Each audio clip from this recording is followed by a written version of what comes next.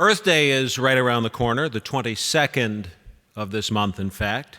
But for our next distinguished alumnus, every day is Earth Day. Frank B. Silvestro is co-founder of Ecology and Environment Incorporated, a recognized global leader in environmental management. Since its founding in 1970, E&E has completed more than 50,000 projects in 122 different countries in nearly every ecosystem on the planet. The company's first major contract came in 1974 when the Department of Interior hired E&E to conduct environmental monitoring during the design and construction of the then $8 billion, 800-mile Trans-Alaskan Pipeline, the largest private construction project ever undertaken. Since then, the company has contributed to help the environment and the Western New York community, employing more than 1,100 experts in 85 engineering and scientific disciplines, 126 of whom, incidentally, are UB alumni. Personally, Silvestro has invested in UB as well. In 2000, he established the Frank B. Silvestro Fund with a $150,000 endowment. The resulting scholarship is given to physics majors who show both academic promise and financial need. For his dedication to the environment and his dedication to the university, please join me in congratulating UB distinguished alumnus Frank Silvestro.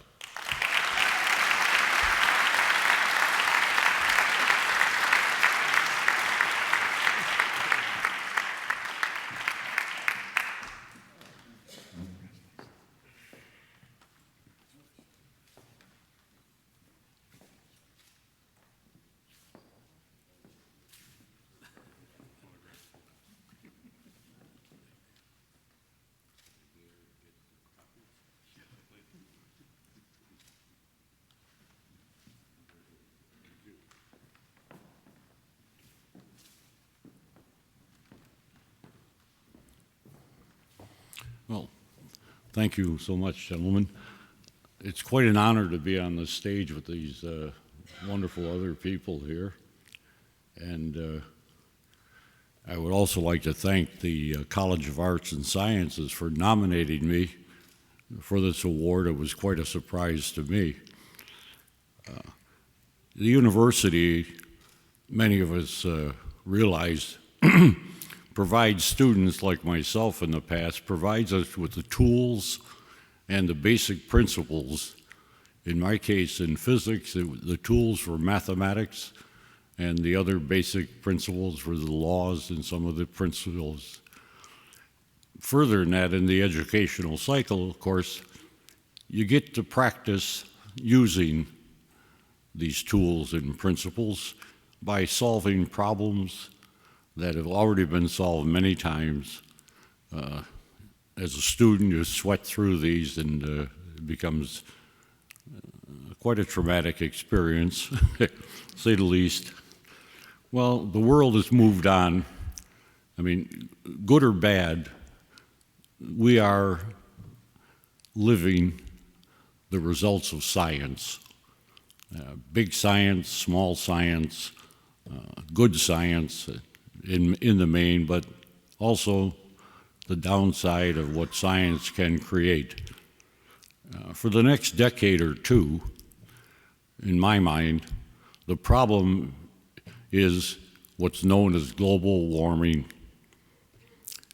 This, I'm sure all of you have heard, the symptoms that we see on the Earth, melting in the ice, rise in sea level temperatures, are symptoms that are consistent with the concepts of global warming. But no one, I believe, really contends that we really understand the causes, the real causes, and what the magnitude of the threat is.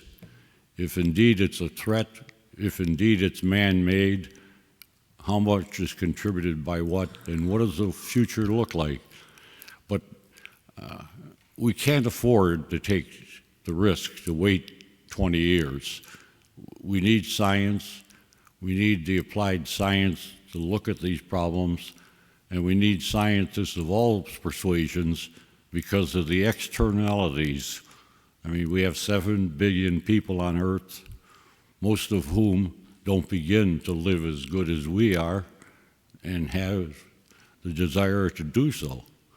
In addition, the population is projected to grow to at least 10 billion by the end of the century. So anything we do, we better be very sure that we're correct. And we also have to consider who is going to be impacted. So it's quite a challenge for science of all persuasions, and I hope we're equal to it. Just in closing, again, I'd like to thank the university professors in my day, the people who supported the university and made scholarships available at that time. And if I could sort of borrow a comedic line, I'd like to thank my family for making it all necessary. Thank you.